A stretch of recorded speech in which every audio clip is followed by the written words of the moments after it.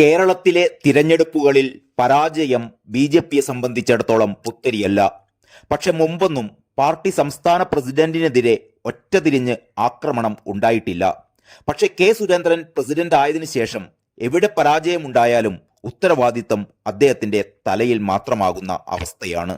പാലക്കാട് ഉപതെരഞ്ഞെടുപ്പിലുണ്ടായ പരാജയത്തിന്റെ പശ്ചാത്തലത്തിൽ പാർട്ടിക്കുള്ളിൽ വിവാദങ്ങൾ പുകയുമ്പോൾ കെ സുരേന്ദ്രൻ കേരളത്തിലെ ഒരു പ്രമുഖ പത്രത്തിന് നൽകിയ അഭിമുഖത്തിൽ തന്റെ നിലപാടുകൾ വ്യക്തമാക്കുകയാണ്.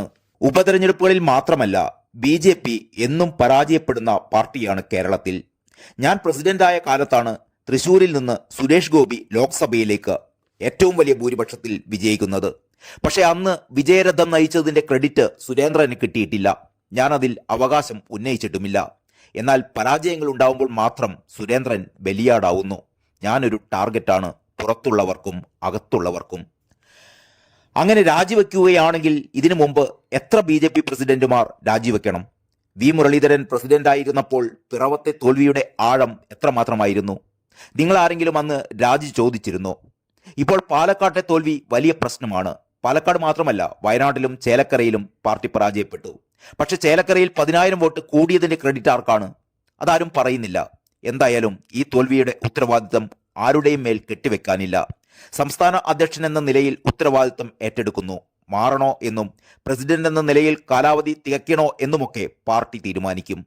പിന്നെ ശോഭാ സുരേന്ദ്രനും 18 കൗൺസിലർമാരും കാലുവാരിയെന്ന ആക്ഷേപത്തെക്കുറിച്ചും സുരേന്ദ്രൻ പറയുന്നുണ്ട്. അത്തരമൊരു ആക്ഷേപവും പാർട്ടി സംസ്ഥാന നേതൃത്വത്തിനില്ല. ശോഭാ സുരേന്ദ്രനെ അനാവശ്യമായി വിവാദങ്ങളിലേക്ക് വലിച്ചിഴക്കരുത്. അവർ നല്ല രീതിയിലാണ് പ്രവർത്തനം കാഴ്ചവെച്ചത്. പിന്നീട് പാലക്കാട് നഗരസഭാ ചെയർപേഴ്സൺ പറഞ്ഞത് സ്ഥാനാർത്ഥി നിർണയം പാളി എന്നായിരുന്നു. അതിനെക്കുറിച്ചും കെ സുരേന്ദ്രൻ പറയുന്നു. അത്തരം ആരോപണങ്ങൾ പരിശോധിക്കും. പരസ്യ വിമർശനങ്ങളും ചർച്ച ചെയ്യും. പാലക്കാട്ടെ സ്ഥാനാർത്ഥിയെ തീരുമാനിച്ചത് ഞാനല്ല, പാർട്ടി നിയോഗിച്ച കുമ്മനം രാജശേഖരൻ ചെയർമാനായ കമ്മിറ്റിയാണ്. 3 പേരുകളാണ് വന്നിരുന്നത്. അതിൽ 2 പേരും മാറി നിന്നു. മൂന്നാമത്തെ ആൾ കൃഷ്ണകുമാർ ആയിരുന്നു. അദ്ദേഹം അവസാനം വരെ വേണ്ടെന്ന് പറഞ്ഞതാണ്. പാർട്ടി അദ്ദേഹത്തെ തീരുമാനിക്കുകയായിരുന്നു. പാർട്ടി അധ്യക്ഷ സ്ഥാനം മാറാൻ തയ്യാറാണ് എന്ന് കേന്ദ്ര നേതൃത്വത്തെ അറിയിച്ചോ എന്ന ചോദ്യത്തിന് സുരേന്ദ്രൻ പറയുന്നു, 4 ദിവസം കൊണ്ട് എല്ലാം വ്യക്തമാകും. ഞാൻ ഇതുവരെ ഒരു തീരുമാനവും അറിയിച്ചിട്ടില്ല. അന്തിമ തീരുമാനം കേന്ദ്ര നേതൃത്വത്തിൻ്റെതാണ്. സന്ദീപ് വാര്യരുടെ കൊഴിഞ്ഞുപോക്ക് പരാജയത്തിന്റെ ആഴം കൂട്ടിയോ എന്ന ചോദ്യത്തിന് സുരേന്ദ്രൻ പറയുന്നു, അത്തരമൊരു വിലയിരുത്തൽ കേന്ദ്ര സംസ്ഥാന നേതൃത്വങ്ങൾക്കില്ല. കൊഴിഞ്ഞു പോകുന്നവരെക്കാൾ കൂടുതൽ ആളുകൾ ബി.ജെ.പിയിലേക്ക് വരുന്ന കാലമാണിത്. എന്റെ കാലത്താണ് അത്തരമൊരു മാറ്റം കൂടുതലായത്. ഇനിയും അത് തുടരും.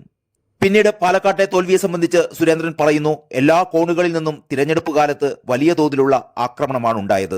ഈ ശ്രീധരൻ പിടിച്ച വോട്ടുകൾ കിട്ടിയില്ല എന്നതാണ് പ്രശ്നം. ഈ ശ്രീധരന് കിട്ടിയ വോട്ടുകളിൽ വലിയൊരു വിഭാഗം അദ്ദേഹത്തിന്റെ വ്യക്തിപരമായ വോട്ടുകളായിരുന്നു. സ്ഥാനാർത്ഥി നിർണയവും കൊടകരയും അടക്കം അനാവശ്യ വിവാദങ്ങളിലേക്ക് ബി.ജെ.പി മത്സരത്തെ തളച്ചിടാൻ പല കോണുകളിൽ നിന്നും ശ്രമങ്ങളുണ്ടായി.